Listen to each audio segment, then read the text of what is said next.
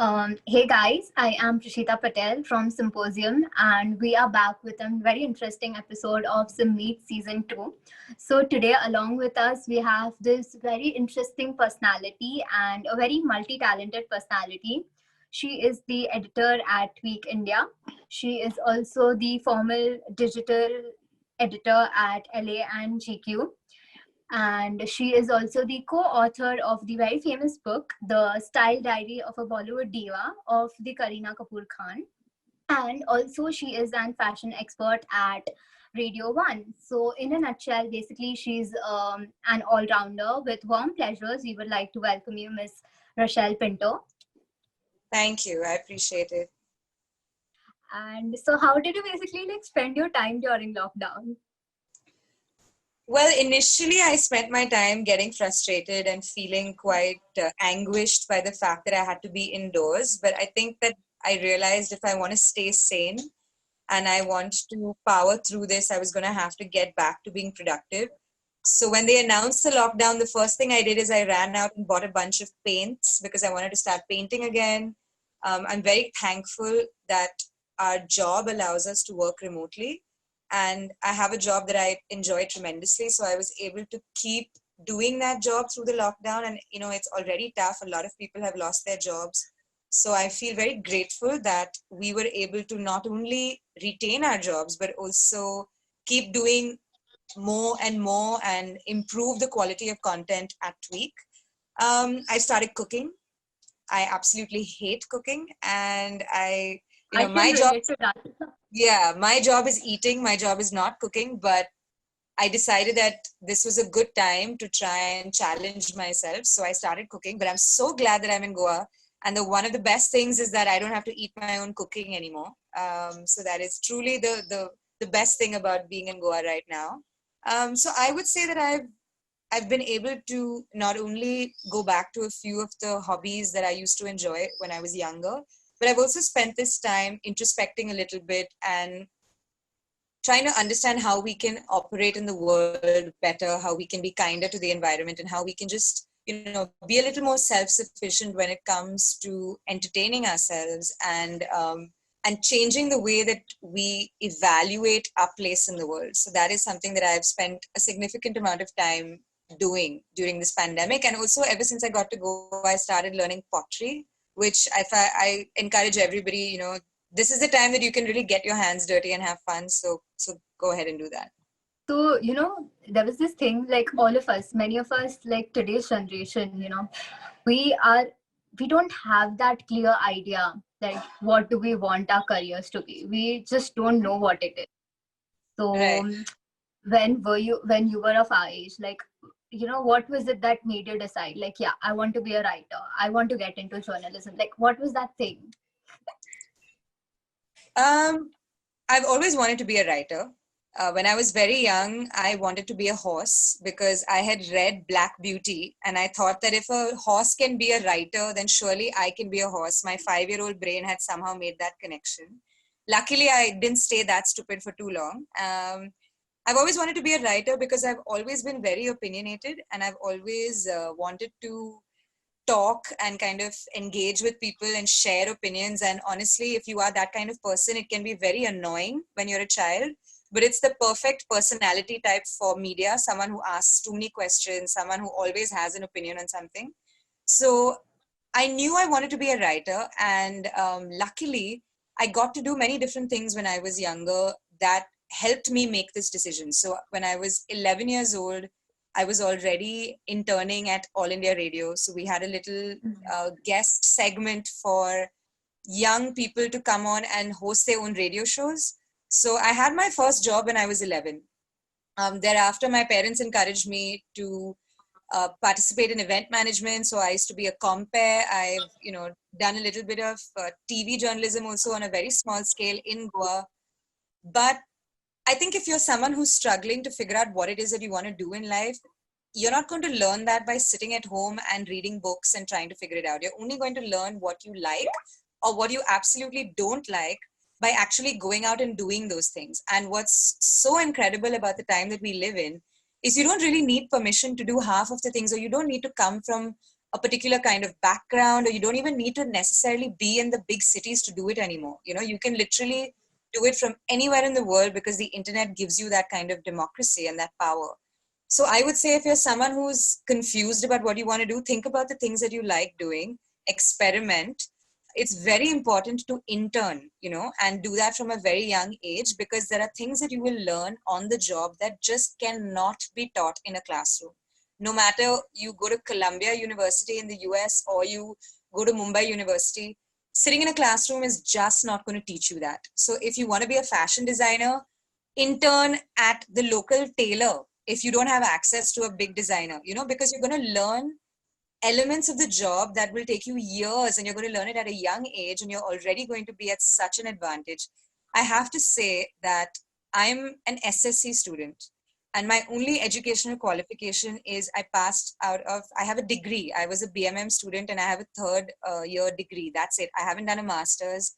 I haven't done any super specialization, but I've been working since I was 11 years old. So I can, when it comes to experience and when it comes to knowledge, I don't just have the experience of what I did after college. I have experience from the time I was 11 years old. So that is something that I would encourage everybody to do, because really that is where the dissonance in education, really the gap, you can close the gap with your own effort and with your own sort of intrepid nature and the way you want to go out and learn new things. And you can literally learn things sitting on the internet, just like how we are having this conversation. I don't even know which part of the world you're in right now, but we're able to have a meaningful conversation.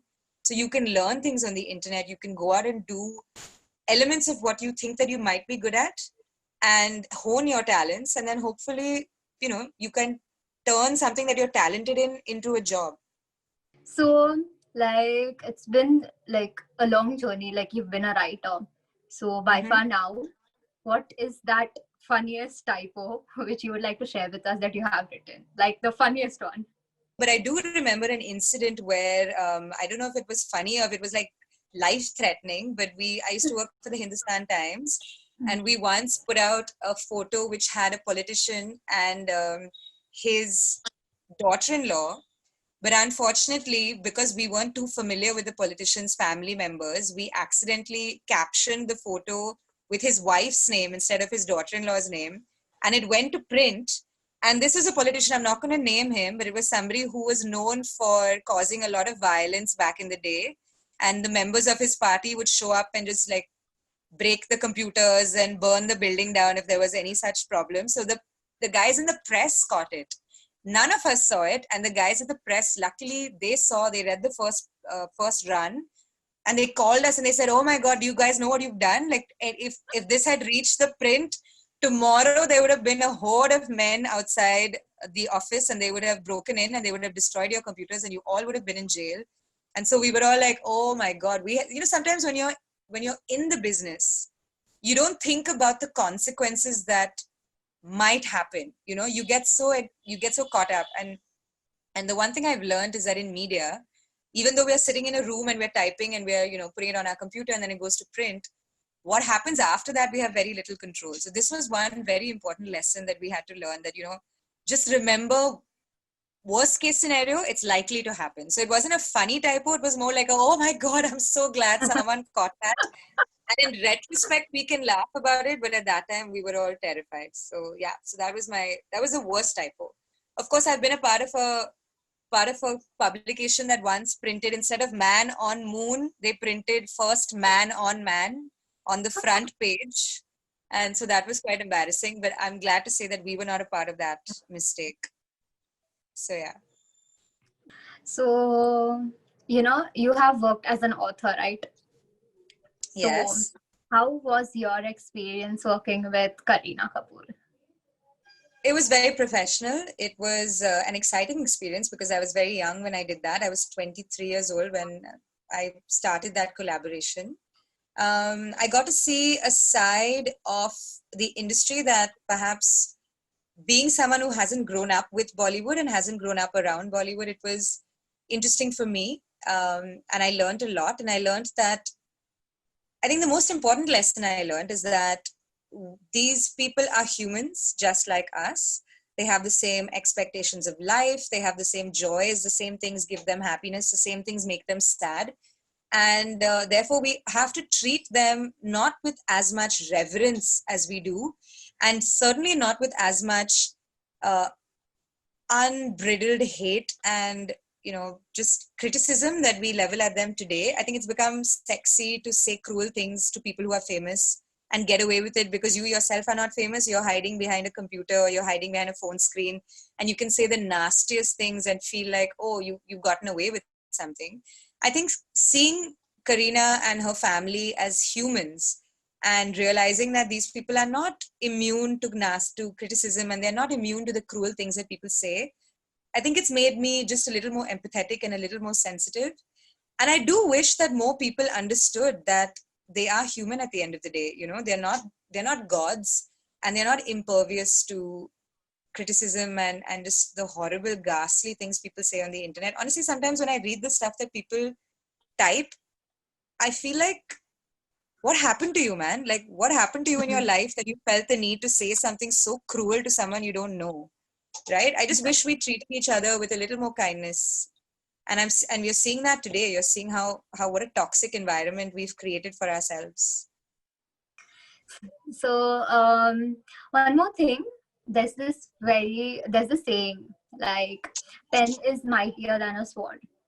So Mm-hmm. would you like to share any personal experience on this one? Well, I do think, with a sword, you can maybe kill like 5, 10 people at the most. Maybe you're the world's greatest swordsman and you can kill 15. But the pen has the power to influence and decimate and invigorate and create so many emotional ramifications in millions of people. Like, I could write a piece today and it could be read by somebody sitting in Papua New Guinea, or somebody sitting in Australia, or even someone sitting on in an igloo in Antarctica, assuming that they have Wi-Fi there. And the influence of the pen is so much wider, right? So I feel like that's what that saying means, and the things that are done with the pen just stick on in history. And don't forget that the only reason we know about the person who wielded the sword is because somebody wielded the pen and recorded that. Otherwise you would just have, history would have forgotten you. So in that sense, I think that what we as journalists do is we document history, which is why it's so important to have people like you interested in journalism and joining journalism and bringing in fresh idealism. Because some of us who've been around in journalism for very long, we've gotten a little bit jaded. Maybe we feel like, what's the point? So we need young people to care. And I think it's so exciting that you guys are taking this upon yourselves to engage with people from professional atmospheres that are different from what you guys perhaps may be wanting to do, and learning, because that's the only way. That's the only way to expand your mind, and that's the only way to have a real strong idea of who you are and what your place is in the world. Whenever I hire people, I never read the resume, because it really doesn't matter to me which college someone comes from, or whether they stood first or 10th or 150th in their class. What matters to me is, what do you think? What are the ideas that you are bringing to the table? How well do you understand the world that you live in? And so those are the things that impress me. Those are the things that would make me want to hire somebody. And the only way to really have that understanding is to keep learning, keep asking questions, keep researching, and having conversations like this where we're able to learn from each other. And I think that if you are able to do that, and if you're able to do that through your life, even if you're not a journalist, you will have used the power of the pen as opposed to the power of the sword, hopefully. So what is that one thing you would like to explore more about publication? I think I'm just excited about the technology that we have at our disposal today, and the things that we can do with that technology. So for me, really, it's about now using technology to be better at my job in a way that doesn't take away from the intuitive nature of my job. So for me, that's what I'm most excited about. Wonderful. Thank you so much. I really enjoyed Thank our you so much. conversation, and thank you for thinking of me. I hope this video works out, and I hope that it's helpful in some way to you.